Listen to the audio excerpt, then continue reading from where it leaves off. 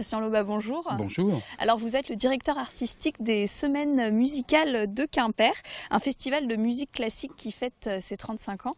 Alors je dis festival de musique classique, mais en fait c'est festival de musique baroque, classique et contemporaine. Alors pour les néophytes, qu'est-ce qu'on entend par musique contemporaine précisément ? Alors la musique contemporaine, c'est la musique qui est composée aujourd'hui. Bien sûr, là, c'est de la musique classique, mais comme je l'ai dit tout à l'heure, au fond, Johnny Hallyday est un chanteur contemporain. C'est-à-dire qu'il est de notre époque, il chante à notre époque, il a une activité à notre époque. Et donc la musique contemporaine, c'est les musiques qui sont composées aujourd'hui, classiques. Et le festival propose tout ce que peut proposer le XXIe siècle, c'est-à-dire des musiciens classiques comme Mozart, Ravel, Debussy. Il y aura du tango.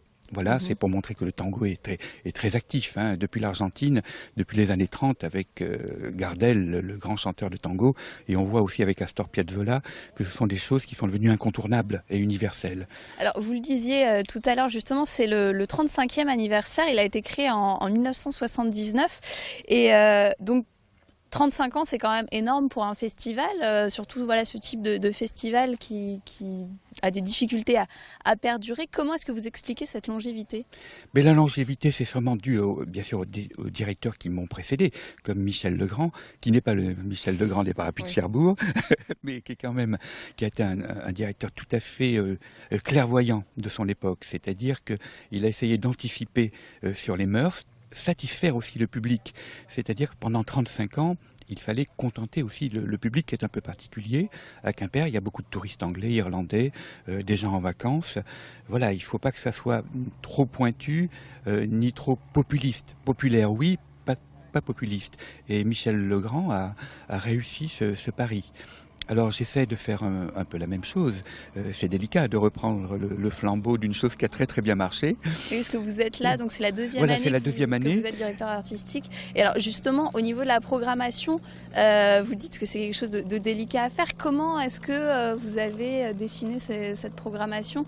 Vous l'avez voulu éclectique, audacieuse ? J'ai essayé de faire un équilibre entre des têtes d'affiche, comme Anne Kefelec, Jean-Frédéric Neuburger, qui sont des pianistes extrêmement médiatisés, et c'est mérité d'ailleurs, hein, ce sont vraiment des artistes extraordinaires.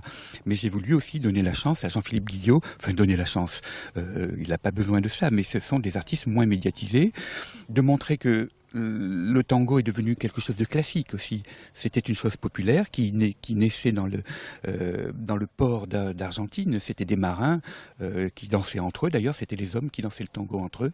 Voilà. Et de montrer que c'est devenu un classique. Et que maintenant, le tango est devenu un élément extrêmement populaire dans la mémoire collective.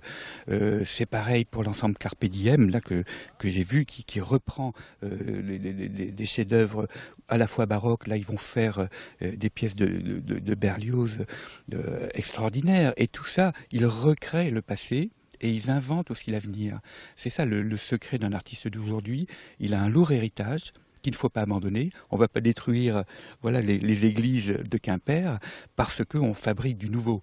Non, pour moi, une civilisation ne dure que si elle est capable d'assumer son passé, de l'entretenir et d'inventer l'avenir. Voilà.